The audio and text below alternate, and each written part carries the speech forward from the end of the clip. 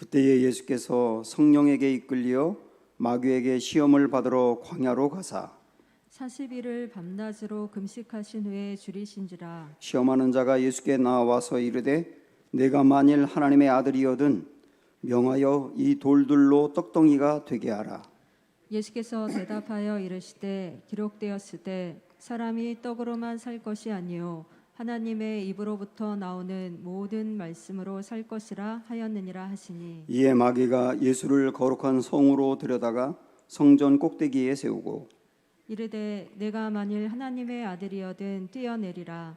기록되었으되 그가 너를 위하여 그의 사자들을 명하시리니 그들이 손으로 너를 받들어 발이 돌에 부딪히지 않게 하리로다 하였느니라. 예수께서 이르시되 또 기록되었으되 주 너의 하나님을 시험하지 말라 하였느니라 하시니 마귀가 또 그를 데리고 지극히 높은 산으로 가서 천하 만국과 그 영광을 보여 이르되 만일 내게 엎드려 경배하면 이 모든 것을 내게 주리라.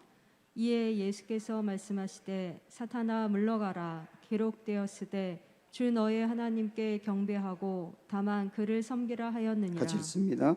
이에 마귀는 예수를 떠나고 천사들이 나와서 수종드니라. 아멘. 자, 우리 가정에 있는 여러분, 우리 가족들과 함께 그리고 혼자 예배 드리는 분들은 여러분 보고 싶어하는 우리 교우들을 생각하시면서 우리 한번 이 시간에 인사합니다. 사랑합니다. 축복합니다.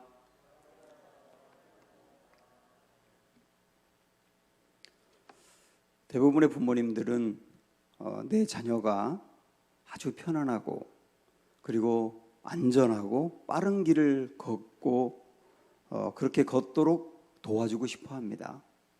어느 부모가 내 자녀가 고생하는 길을 원하시겠어요? 그런데 하나님도 그럴까요? 지난주에 우리는 예수님이 세례받는 장면을 보았습니다. 예수님이 세례를 받으실 때 하나님께서 하늘에서 이렇게 말씀하셨죠. 이는 내 사랑하는 아들이다. 내가 그를 기뻐한다. 우리 예수님을 하나님이 사랑하는 아들이라고 말씀하셨습니다. 그게 예수님에게 얼마나 힘이 됐겠습니까? 자, 그런데 세례가 끝난 다음에 하나님은 사랑하는 그 아들 예수님을 안전한 길이나 편안한 길이나 빠른 길로 인도하신 게 아니에요. 오히려 어려운 길로 인도하십니다. 4장 오늘 말씀 1절 2절을 보시면 그때는 세례가 끝난 다음이거든요. 그때에 예수께서 성령에게 이끌리어라고 하는 말은 성령도 하나님이시니까 하나님이 예수님을 이끌었다는 말이에요. 근데 어디로 이끌었다고요? 마귀에게 시험을 받으러 광야로 가사예요.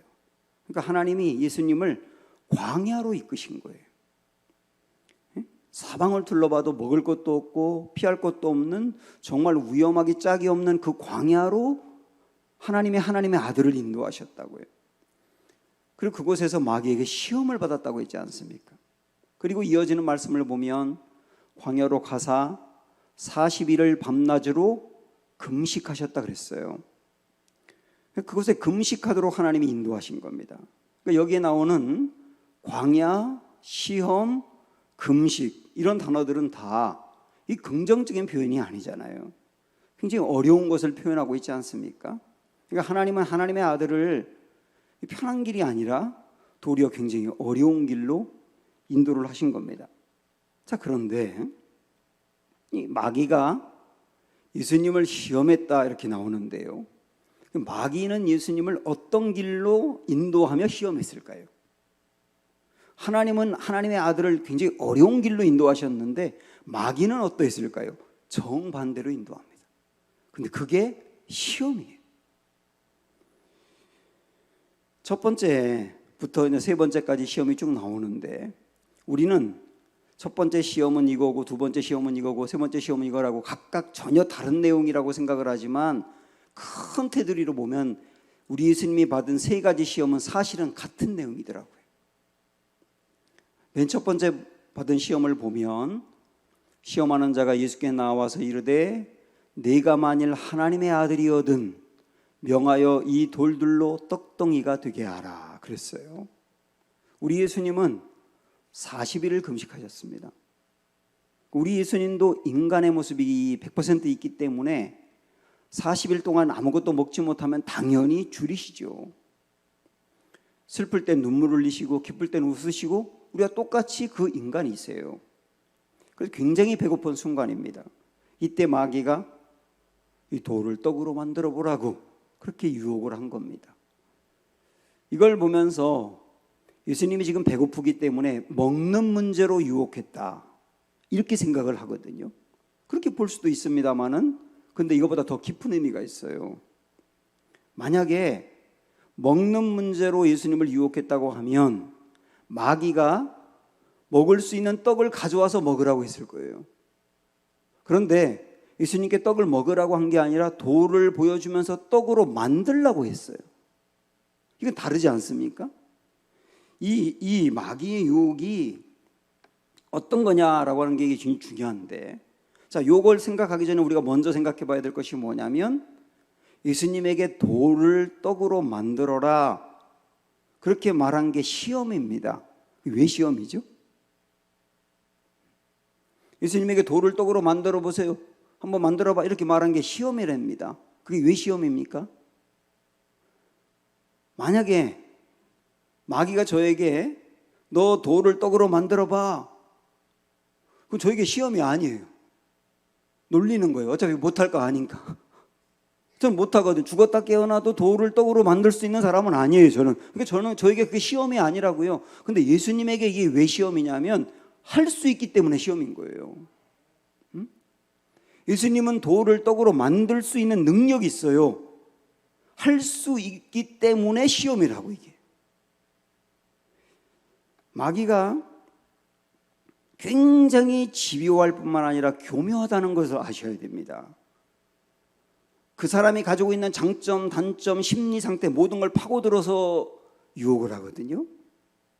예수님에게 지금 돌을 떡으로 만들어 봐. 근데 그 앞에 뭐가 붙어 있느냐면 당신 하나님의 아들이라며. 그게 붙어 있는 거예요. 세례 받을 때 우리 예수님 들었잖아요. 하나님이 예수님에게 내 사랑하는 아들이라고. 당신 하나님의 아들이라며. 하나님의 아들이니까 돌을 떡으로 만들어 봐 이런 얘기거든요. 자, 이걸 조금 구체적으로 말씀드리면 이런 겁니다. 마귀가 이러는 겁니다. 예수, 당신 하나님의 아들이잖아. 하나님의 아들이라면 못할 게 없잖아. 돌을 떡으로 만드는 게 전혀 문제가 안 되잖아. 당신 하나님의 아들이니까 이렇게 돌을 떡으로 만드는 일 같은 능력 있는 일만 하고, 다시 말하면 하나님의 아들로서만 살아. 인간이 되려 하지 말고, 인간으로 살려 하지 말고 능력 있는 하나님의 아들로서만 살아 이러는 거예요. 이게 첫 번째 유혹의 포인트거든요. 마귀는 예수님이 하나님의 아들이고 그리스도라고 하는 것을 정확하게 알고 있어요. 그래서 그것을 부추기는 거예요. 하나님의 아들로, 즉 하나님으로만 능력 있게 살아. 그게 당신이 해야 될 일이야. 굳이 인간이 되려 하지 말고. 인간이 되면 인간 땅에서 구질구질하게 어렵게 살아야 되는데 왜 그 길을 가? 능력 있는 하나님의 아들의 길을 가지. 이러는 거거든요. 여러분, 이게 왜 문제가 되는지를 생각을 해보세요.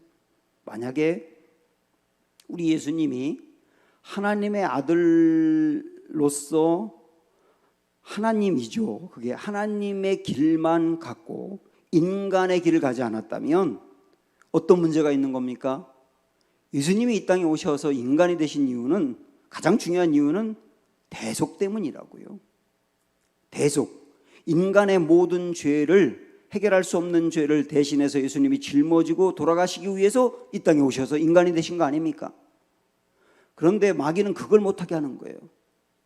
당신 인간이 되어서 대속하고 십자가 지는 이런 길 가지 말고 대우받고 능력 있는 하나님 아들로서의 길만 가.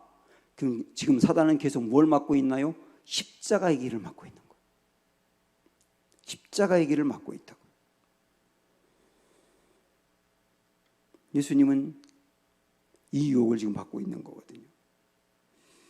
예수님은 할 수 있는 것을 하라고 하기 때문에 유혹이라고 말씀드렸지 않습니까? 얼마든지 우리 예수님은 인간의 길을 걸어가는 거 그만두고 하나님으로서 능력 있게 그렇게 살 수 있는 힘이 있어요. 그걸 하라고 말하는 거예요. 사실은 여러분도 아마 들어보셨겠지만 진짜 강한 것은 뭐냐면 자기가 강한데 자기의 강한 것을 내려놓는 게 사실은 강한 거거든요. 누가 힘 있는 사람이냐면 자기가 힘이 있지만 힘을 숨기는 사람이 진짜 힘 있는 사람이에요. 예수님도 이 힘이 있지만 마귀의 유혹을 받았을 때 힘을 감춥니다. 하나님의 아들로서 할 수 있는 그 힘을 감추고 우리 예수님은 나는 힘을 쓰는 것보다 오히려 가장 약하고 가장 비천하고 가장 무기력한 십자가를 지는 길로 갈 거야 라고 선포하는 거예요. 그게 마귀를 물리친 거거든요.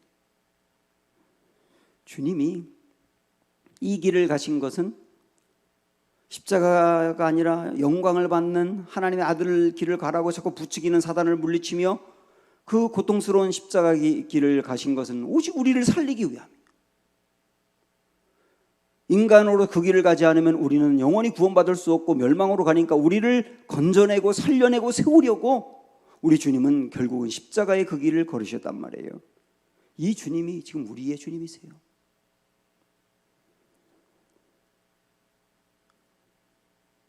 예수님을 시험한 마귀는 지금 우리도 시험합니다. 실질적으로 우리 또한 얼마나 자주 시험을 받고 있습니까? 우리는 마귀의 시험 그러면 성적인 타락이라든지 물질에 대해서 타락하는 것 이런 것만 생각하는 경향이 있는데 그런 것도 우리가 당하는 중요한 시험이긴 합니다만은 그러나 오늘 이 말씀을 보니까 마귀가 우리에게 시험하는 또 하나 중요한 게 예수님에게 했던 것처럼 이런 거라는 걸 알 수 있어요. 강해져라. 십자가를 거부하라. 섬기고 낮아지는 것은 지는 길이다. 지배하고 정복하라. 힘을 길러라. 자꾸 우리에게 그렇게 부추기는 게 시험이라는 것을 우리가 알아야 된단 말입니다. 그래서 이걸 우리가 생각을 하면서 정말 나를 힘들게 만들고 괴롭히는 사람을 내가 한 방 먹일 수 있는 힘이 있어요, 나에게. 그런데 그렇게 힘을 쓰지 않고 그 힘마저 숨기는 게 시험을 이기는 거라고 말씀하는 거예요. 정말 그 나쁜 사람을 무너뜨릴 수 있는 인맥이 나에게 있고 경험이 있고 능력이 있어요. 그런데 그렇게 하지 아니하며 무너뜨릴 수 있지만 내 힘을 감추고 낮아지고 섬기는 것, 이게 바로 시험을 이기는 길이라고 말씀하는 겁니다. 자, 예수님이 이렇게 마귀의 첫 번째 시험을 이기셨어요.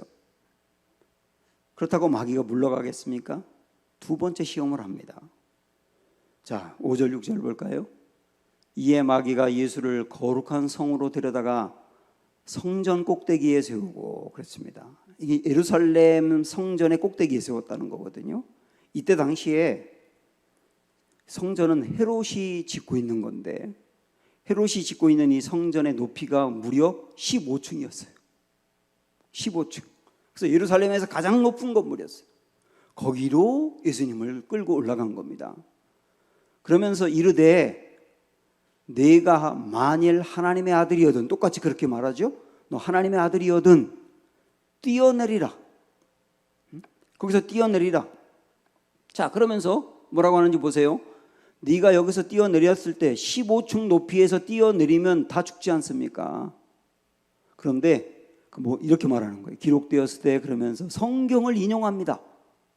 시편 91편에 있는 말씀을 인용하면서 그가 너를 위하여 그의 사자들을 명하시리니 하나님이 성전에서 떨어지는 너를 위해서 사자들은 천사들이죠. 천사들을 준비해서 그들이 손으로 땅에 떨어지는 너를 받들어 발이 돌에 부딪히지 않게 하리라. 이렇게 말하는 거예요. 그러면 예수님이 15층에서 뚝 떨어지는 것을 성전에 늘 사람들이 많으니까요. 많은 사람들이 보지 않겠어요? 그런데 사람들의 눈에는 예수님은 보이지만 천사들은 안 보이지 않습니까? 그러니까 예수님이 쭉 떨어져서 땅바닥에 떨어져 죽을 것만 같았는데 극적으로 살아나는 것을 보면 사람들이 예수님에게 모여들고 예수님에게 영광을 돌리며 예수님에게 열광하며 대번 예수님을 중심으로 임금을 삼으려고 하지 않겠느냐, 이런 얘기를 하고 있는 거예요. 그도 그럴 것이, 지금 예수님이 살 때 당시 이스라엘의 그 상황이 어떠냐면 로마의 지배를 받고 있어요. 오래전에 마카비라고 하는 혁명이 있었는데 그때 독립국가를 세웠었거든요. 그 자유를 얻었었는데 그것도 100여 년이 지나면서 무너지고 로마의 정복을 당했어요. 그래서 지금 지배를 받고 있다고요. 그것도 굉장히 어려운 상황인데 이스라엘의 종교 지도자들은 온갖 비리를 저지릅니다. 그리고 일반 백성들은 정말 가난하게 삽니다. 그러니까 사람들이 다 생각하는 거예요. 이렇게 나라도 혼란스럽고 부패가 심하고 사람들이 가난할 때 누군가 나타나서 강력한 힘을 가지고 로마는 물리쳐서 자유를 얻고 그 다음에 부패를 다 해결해서 나라를 깨끗하게 하고 어려운 백성들을 좀 잘 살게 할 수 있는 뭔가 지도자가 왔으면 좋겠다. 다 이렇게 갈망하고 있다고요. 그 갈망하고 있을 때 예수님이 딱 나타나서 15층에서 떨어졌는데 아무 일이 없는 걸 보면 예수님 중심으로 모여들어서 당신이 우리의 왕이 되어주시고 이 나라에 자유를 주세요, 이럴 거 아니냐는 거예요. 이게 사단의 유혹이었습니다. 그러니까 이 첫 번째 유혹하고 똑같은 사실 의미가 있다고 볼 수 있는데요. 첫 번째도 하나님의 아들로서 능력 있게 살아, 십자가 지지 말고, 그런 거 있지 않습니까? 두 번째 이 유혹은 뭐냐면 이겁니다. 능력자가 돼. 능력자가 돼. 당신 능력자가 돼. 그 말은 뭐냐면 십자가라고 하는 연약한 길을 가지 말고 사람들을 위해 굴림에서 대우받고 능력 있게 행사하는 그런 길을 가, 이렇게 말하는 거라고요. 첫 번째 유혹하고 다르지 않아요. 사실은 예수님이 두 번째 받은 이 유혹은 이때만이 아니에요. 계속 받았습니다. 예수님이 시험 받는 장면이 지금 우리가 보고 있는 마태복음 4장만이 아니고 누가복음 4장에도 나오는데, 누가복음 4장에 예수님 시험 끝나는 대목에 13절에 보면 이렇게 되어 있거든요. 마귀가 모든 시험을 다 한 후에 얼마 동안 떠나니라. 얼마 동안 떠났던 마귀는 그 뒤에도 계속 예수님에게 유혹합니다. 사람들이 예수님이 오병이어 기적을 일으켰을 때 하나같이 모여들어서 예수님을 어떻게 하라고 했어요? 임금 삼으려 했다 그랬잖아요. 당신 임금이 되어주세요. 능력자가 되어주세요. 계속 그러잖아요. 제자들도 똑같았습니다. 제자들이 예수님을 따른 가장 중요한 이유는 예수님이 임금이 될 거라고 생각했기 때문이에요. 그러니까 제자들도 계속 예수님에게 임금이 되라고 부추기지 않았겠어요? 우리가 잘 알고 있는 마태복음 16장에 보면 베드로가 예수님에게 주는 그리스도시요 살아계신 하나님의 아들이십니다라고 위대한 고백을 했지 않습니까? 그 고백을 한 다음에 예수님이 베드로에게 그러잖아요. 내가 곧 십자가를 지고 죽을 거다. 예수님이 죽을 거다 이렇게 말을 하니까 베드로가 깜짝 놀라면서 예수님의 그 말을 막아서면서 무슨 말입니까 예수님? 예수님이 죽는다니요? 절대로 예수님이 죽지 않도록 제가 목숨 걸고 싸울 겁니다. 이렇게 예수님을 위하지 않습니까? 그때 예수님이 베드로에게 뭐라고 말해요? 사단아, 내 뒤로 물러가라. 베드로가 사단이라는 말이 아니라 사탄이 이 순간에 베드로를 통하여 예수님을 흔들고 있다는 거예요. 십자가의 길 가지 마시고 임금이 되는 길을 가세요. 사람들이 다 그걸 원하잖아요. 그렇게 지금 사단이 예수님을 유혹하고 있다는 뜻이에요. 그러니까 사단은 끊임없이 예수님에게 계속 능력자가 되세요. 십자가 지지 말고 그랬단 말이죠. 그 길을 모두 물리치고 예수님이 십자가를 진짜 지고 십자가 위에 올라가 있을 때에도 사람들이 예수님을 바라보면서 뭐라고 말합니까? 십자가에서 내려오세요. 십자가에 올라 있지 말고 십자가에서 내려오세요. 십자가에 이미 올라가 있는데도 끝까지 사람들이 하는 말이 뭐냐면 십자가 지지 말고 내려오세요. 그게 유혹이었던 거예요. 끊임없이 사단은 예수님에게 계속 반복적으로 한 말이 뭐냐면 능력자가 되세요. 십자가 지지 말고. 우리 주님이 사단에 부추기는 대로 성전에서 뛰어내렸다면 능력자가 될 수 있을지 몰라도 우리를 위한 십자가의 길은 거부했을 겁니다. 그러면 저와 여러분은 구원받는 길이 없었고 멸망으로 갈 수밖에 없어요. 능력자가 되는 길을 걷지 않고 죽는 십자가의 길을 걸으신 주님은 오직 우리 때문이에요. 우리를 살려내고 건져내기 위해서 그 길을 걸으신 주님이 얼마나 고맙습니까? 오늘날 우리에게도 말이죠, 예수님이 받으셨던 두 번째 시험이 계속 찾아옵니다. 능력자가 되세요죠. 능력자가 되세요. 그 말은 뭐냐면 우리에게 자꾸 높아지고 싶어하는 마음을 부추긴단 말이에요. 자꾸 마음을 높아지게 하고 싶어요. 이 마음이 높아지게 해서 모든 것 원하는 것은 자기 마음대로 하고 싶어하는 유혹을 받게 한단 말이에요. 여러분, 제가 언젠가 말씀드리지 않았습니까? 다윗이 밧세바를 범하는 유혹이 그 인생의 가장 큰 아픔이었는데 다윗이 밧세바를 범하는 그 유혹에 빠진 이유가 뭐라고 그랬습니까? 순간적으로 목욕하고 있는 그녀를 보고 음욕이 끌어올라서 음욕을 제어하지 못했기 때문인가? 그것보다도 다윗의 마음이 높아졌기 때문이라 그랬잖아요. 모든 일이 잘 풀리고 원하는 대로 다 되다 보니까 다윗의 마음에 어느덧 내가 원하면 다 가질 수 있어. 내 신하의 아내라도 내가 차지할 수 있어. 내가 원하면 얻지 못할 게 없는 거야. 이게 뭡니까? 높아진 마음이에요. 사단은 다윗에게 높아진 마음을 갖게 하고 그 높아진 마음으로 죄에 무너지게 했고 그것으로 인하여 많은 고통을 당하게 하지 않습니까? 우리에게도 지금 끊임없이 마음을 높아지게 하고 있다. 그래서 내 마음이 높아지려고 할 때 그때 사단이 나를 부추기고 있다는 걸 여러분 아셔야 되는 거예요. 자꾸 나를 겸손하게 하는 거 되게 좋은 건데요. 겸손하게 하고 그 다음에 욕심이 없게 만들고 바르게 살고 정직하게 만들어요. 그런 거 되게 좋은 거예요. 그런데 그런 마음을 이용해서 나는 이런 깨끗한 사람이야 그러면서 그렇지 않은 사람들을 정죄하고 나쁜 사람이라 그러고 나와 차원이 다른 사람이라고 바라보게 하는 것도 마음이 높아지는 거예요. 사단이 우리의 심리를 얼마나 교묘하게 파고 들어가는지를 보셔야 되는 거예요. 그래서 사랑하는 여러분, 내가 자꾸 힘이 생길 때 그리고 능력이 쌓여갈 때 그때는 더 기도하셔야 되는 겁니다. 그러면서 늘 우리가 마음에 붙잡아야 될 것은 뭐냐면 내가 아무리 힘이 있고 능력이 쌓여가도 나는 십자가의 길을 걸어야 돼. 이걸 붙드셔야 되는 거예요. 그러면 내가 가지고 있는 힘과 능력이 다른 사람을 무너지게 하는 무기가 되는 것이 아니라 다른 사람을 세우고 살리는 도구가 되는 거예요. 예수님은 두 번째 이 유혹도 물리치셨거든요. 그러니까 사단은 도망갔느냐? 아니요. 또다시 집요하게 세 번째 유혹을 합니다. 그 유혹은 뭘까요?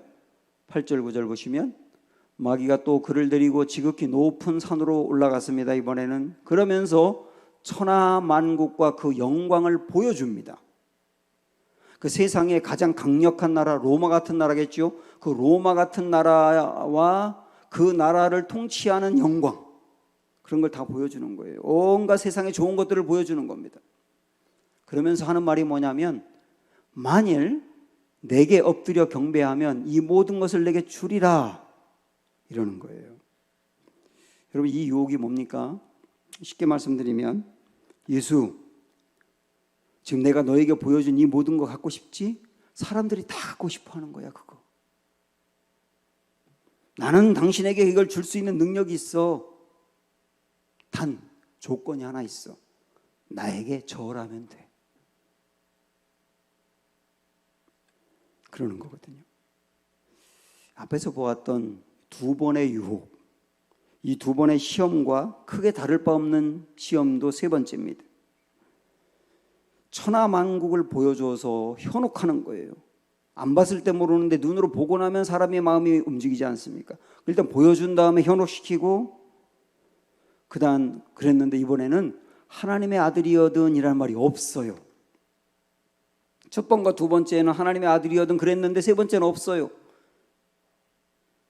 만약에 하나님의 아들이거든 이라고 말한 다음에 나에게 절해봐. 그럼 누가 하겠어요? 저에게 당신 목사잖아? 그러니까 당신 목사인데 한 번만 죄를 져봐. 이러면 제가 죄를 안 짓죠. 목사라는 말을 빼고 죄를 져봐 할 때 유혹이 되는 거잖아요. 여기서도 마귀가 아주 교묘하게 예수님이 하나님의 아들이여든이란 말을 빼놓고 나에게 절해봐. 다 줄게. 이러는 거예요. 마귀가 예수님에게 한 시험을 조금 더 구체적으로 말씀드리면 하나님을 경배하고 하나님을 따르는 게 십자가의 길이거든요. 우리 예수님에게. 근데 이 길은 어려운 길이고 고통스러운 길입니다. 그리고 이 어렵고 고통스러운 길을 걷지 말고 사단은 예수님에게 그러는 거예요. 쉬운 길을 걸으라고. 쉬운 길이 있다고. 왜 굳이 어려운 길을 걸으려고 하냐고. 쉽고 안전하고 넓은 길이 있는데 왜 좁은 길, 어려운 길을 가려고 하느냐고. 그렇게 유혹을 하는 게 세 번째 시험이거든요. 그러면서 마귀에게 경배하면 그걸 준다는 거예요. 그 말은 뭡니까? 눈 딱 감고 내가 하라는 대로 한번 따라봐. 그러면 당신 쉽게 길이 열리고 원하는 것도 쉽게 얻을 수 있을 거야. 내게 한 번만 눈 딱 감고 경배해봐. 이러는 거거든요. 여러분, 이 유혹이 우리에게 얼마나 많은지 한번 생각을 해보세요. 사단이 우리에게 유혹할 때 당신 조금만 비겁하면, 조금만 양심을 팔면 쉬운 길이 있어. 여러분, 직장에서 그런 유혹 받지 않으셨어요? 한 번만 눈 딱 감고 내게 절해봐. 그러면 쉬운 길이 열려, 넓은 길이 열려. 사람이 너무 고두면 안 돼. 고두면 부러져. 융통성이 있어야 돼. 사회생활 잘할 수 있어. 그래야 한 번만 하면 출세의 길이 열려. 문제가 해결될 수 있어. 이렇게 여러분에게 접근하는 사람이 없던가요? 그런데 그걸 받아들이는 게 사단에게 절하는 거예요. 우리 예수님은 사람들이 다 가고 싶어하는 넓은 길이 아니라 사람들이 가지 않는 좁은 길을 가라고 하셨어요. 그 말은 뭐냐면 사단에게 절하면서까지 넓은 길을 걸으려 하지 말고 좁은 길을 가더라도 사단에게 절하지 말라는 거예요. 마귀가 우리에게 딱 한 번만 양심을 팔고 한 번만 내게 절해봐. 쉬운 길이 열려. 그래서 우리가 한 번 따르지 않습니까? 절대 한 번으로 끝나지 않아요. 한 번 하고 나면 마귀가 우리를 사로잡아서 계속 그 길을 가게 만들고 더 깊게 가게 만들어요. 나중에 헤어나오지 못하는 거예요. 우리 주변에 그런 사람들 얼마나 많이 봤습니까? 예수님은 시험을 받을 때 사단아 물러가라. 기록되었을 때 주 너의 하나님께 경배하고 다만 그를 섬기라. 이렇게 말씀하셨거든요. 나는 하나님 외에 어느 누구도 경배하지 않는다. 아무리 넓은 길, 아무리 쉬운 길, 아무리 좋은 길이 내 눈앞에 펼쳐져 있다 하더라도 사단에게 절하면서까지 가지 않는다. 어려운 길이더라도 하나님을 경배하는 길을 따른다. 하나님이 나에게 걸으라고 한 길은 십자가의 길이다. 나 십자가의 길 걷는 게 하나님을 경배하는 거다. 이렇게 이겨내신 거예요. 사랑하는 여러분, 쉬운 길을 가라고 하는 사단의 유혹이 있을 때 예수님이 하셨던 이 말씀을 꼭 기억하세요. 나는 하나님만 경배한다. 나는 하나님만 섬긴다. 이렇게 마음으로 다짐하시고 물리치셔야 되는 겁니다. 지금까지 예수님이 받으신 세 가지 시험을 살펴보았습니다. 내용은 세 가지지만 큰 맥락으로 보면 한 가지라는 말씀을 드렸죠. 한마디로 얘기하면 십자가 거부하라예요. 십자가 거부하라. 그러나 예수님은 흔들림 없이 승리하셨습니다. 예수님이 마귀가 어떻게 유혹을 하든 항상 이기신 방법은 똑같아요. 하나님의 말씀으로 이기셨어요. 신명기에 있는 말씀을 인용하면서 그 말씀으로 이기셨거든요. 근데 하나님의 말씀으로 이겼는데 여기에 공통점이 있더라고요. 그 공통점이 뭐냐면 우리 예수님은 어떤 시험을 받을 때마다 하나님을 언급했다고 하는 거예요. 오늘 말씀의 제목처럼 시험을 받을 때 하나님을 말했다는 겁니다. 첫 번째부터 한번 볼까요? 첫 번째 유혹을 받았을 때 돌을 떡으로 만들어 봐라 그럴 때 예수께서 대답하여 이르시되 기록되었으되 사람이 떡으로만 살 것이 아니요 하나님의 입으로부터 나오는 모든 말씀으로 살 것이라 하였느니라. 이렇게 이기셨고요. 두 번째 성전에서 뛰어내리라 하는 유혹을 받았을 때는 예수께서 이르시되 또 기록되었을 때 주 너의 하나님을 시험하지 말라. 이렇게 이기셨어요.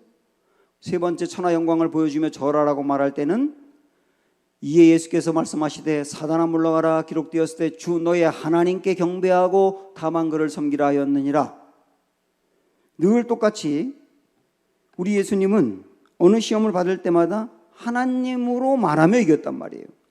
자, 우리가 시험을 당할 때 이기는 길이 하나님을 말하라 그거든요. 하나님을 말하라.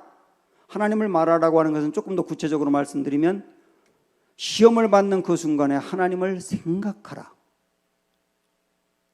하나님의 말씀을 생각하라. 모든 초점을 하나님께 두라. 이런 의미예요.